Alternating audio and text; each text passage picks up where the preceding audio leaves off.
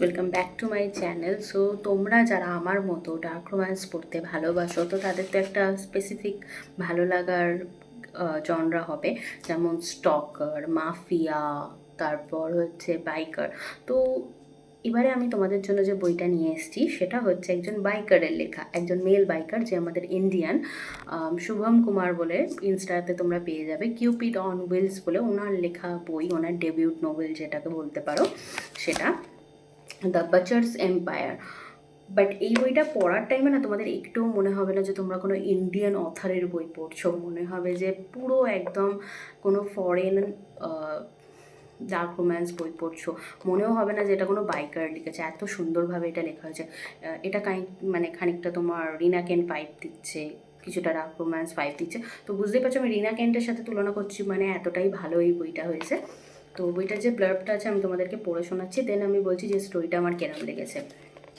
Keith, ছেলেটার নাম Keith Croghan is a man built from shadows, a billionaire whose storm grey eyes miss nothing, whose scars tell stories no one dares ask about. Power coils beneath his calm surface, and the empire he commands is stitched together with ambition, secrets, and the kind of darkness that stains anyone who gets too close. He's cold, controlled, and terrifyingly irresistible. The kind of danger that doesn't need to raise its voice to own a room. Auriella Starling is the light he never intended to touch. As interior designer, the haunted amber eyes, a quiet strength, and dreams that battle the nightmares haunting her sleep. With her wavy dark hair and soft, captivating presence, she doesn't belong to Kate's world, yet she draws into it the moment she steps onto his island of glass and lies. When luxury turns to illusion and desire becomes a trap, connection becomes impossible to ignore. Fiery, forbidden, and laced with secrets powerful enough that পড়তে। তো এই বইটা স্টোরিটা হচ্ছে Keith আর অরিয়েলাকে নিয়ে। তো Keith আর অরিয়েলার যে স্টোরিটা তোমরা দেখতে পাবে সেখানে হচ্ছে কিথ হচ্ছে একটা বিজনেসম্যান, বিজনেস টাইকুন টাইপের। ও নিজের মানে ওর বাবা অবশ্যই ও ওল্ড মানি থেকে এসছে, ওর বাবাও বড়লোক, বাট ও যে স্ক্র্যাচ থেকে শুরু করেছে আজকে ও যে জায়গায়, সেটা সম্পূর্ণ নিজের ক্যাপাবিলিটিতে। তো ও একটা আইল্যান্ড মতো তৈরি করছে যেখানে একটা রিসর্ট হবে, যারা এই মানে রোজের রিয়ালিটি থেকে এসকেপ করতে চায় সেখানে আসবে, টাইম স্পেন্ড করবে। তো সেটার জন্য ও ওখানে একটা রিসর্ট বিল্ড করছে এবং সেটার ইন্টেরিয়ার ডিজাইনার হিসাবেই অরিয়েলা এবং তার গ্রুপকে সেখানে ডাকা হয়। ধীরে ধীরে দুজনের মধ্যে মিট হয়, স্পার্ক ইগনাইট হয়, এবং যখন স্টোরিটা আনফোল্ড হয় তখন আমরা জানতে পারি যে কিথ প্ল্যানিং করেই অরিয়েলাকে এখানে নিয়ে এসেছে। কিথ কোনোভাবে কিছু একটা অ্যাক্সিডেন্ট থেকে পালানোর জন্য কিছু লোকের থেকে যখন পালাচ্ছিল, তখন সেই মুহূর্তে ও অরিয়েলার রুমে বা অরিয়েলার যে বাড়ি রয়েছে সেখানে ও লুকিয়ে পড়েছিল, এবং সেই টাইম ও ফার্স্ট অরিয়েলাকে দেখে, এবং হয় না লাভ অ্যাট ফার্স্ট সাইট, সেরকম কিছু একটা। আর ওই মুহূর্ত থেকেই ওর মাথায় এসেছিলো যে যেভাবেই হোক অরিয়েলাকেও পেতে চায়। তো ও এমনভাবে জিনিসটাকে স্টেজড করে যে অরিয়েলাকেও নিজের আইল্যান্ডে নিয়ে আসে ইন্টেরিয়ার ডিজাইনার হিসাবে। বাট ধীরে ধীরে একদম অ্যাজ এ জেন্টলম্যানলি ওকে অ্যাপ্রোচ করে, ওকে ভালোভাবে করে, এবং স্টোরিটার সাথে সাথে আমরা দেখতে পাই যে কিথেরও কিছু পাস্ট ট্রমা রয়েছে যেগুলো নাইটমেয়ার হিসাবে আসে। ইভেন অরিয়েলারও কিছু একটা পাস্ট ট্রমা রয়েছে, মানে দুজনেরই একটা পাস্ট এমন রয়েছে, আর দুজনেরই এই পাস্ট ট্রমাটা কানেক্টেড। তো সেইটার জন্য এরা দুজনেই কিন্তু সেটা জানে না, বাট এই দুটো ভাঙা বা ব্রোকেন মানুষ একে অপরের মধ্যে নিজেদের স্যাংচুয়ারি বা যে শান্তির জায়গা সেটা খুঁজে পায়।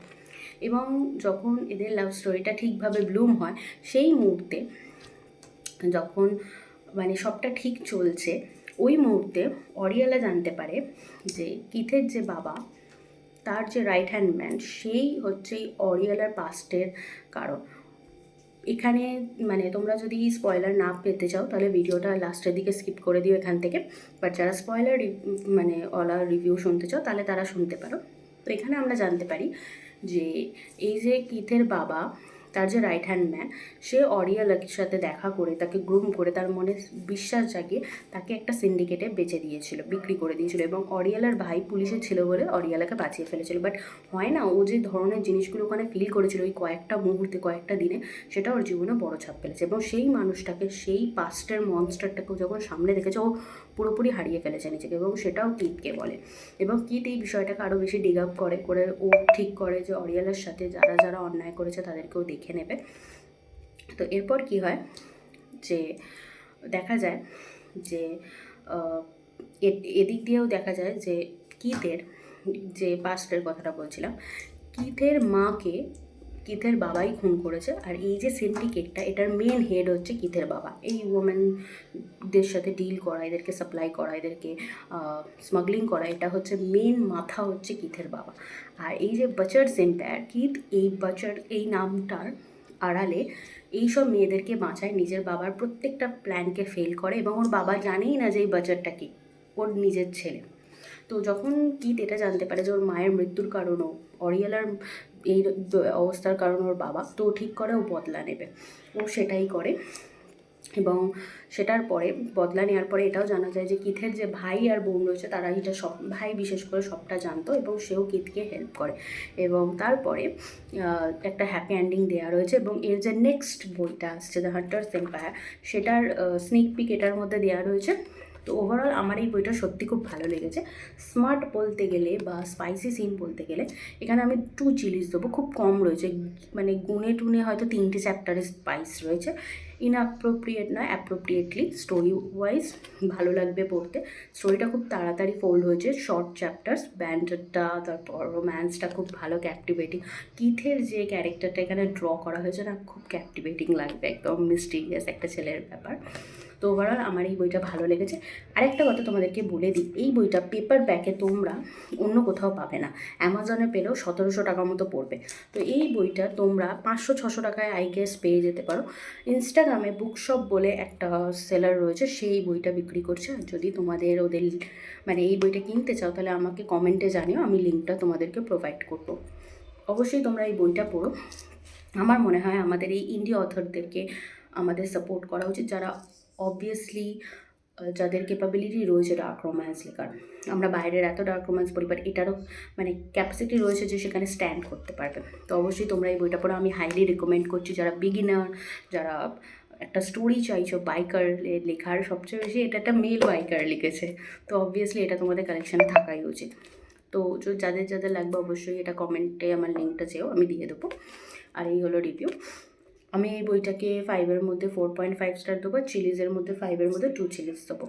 তো এইরকম বইয়ের সামারি রিভিউ শুনতে অবশ্যই আমার চ্যানেলটাকে like, share, subscribe and comment করে দিও। দেখা হচ্ছে নেক্সট ভিডিওতে। টাটা।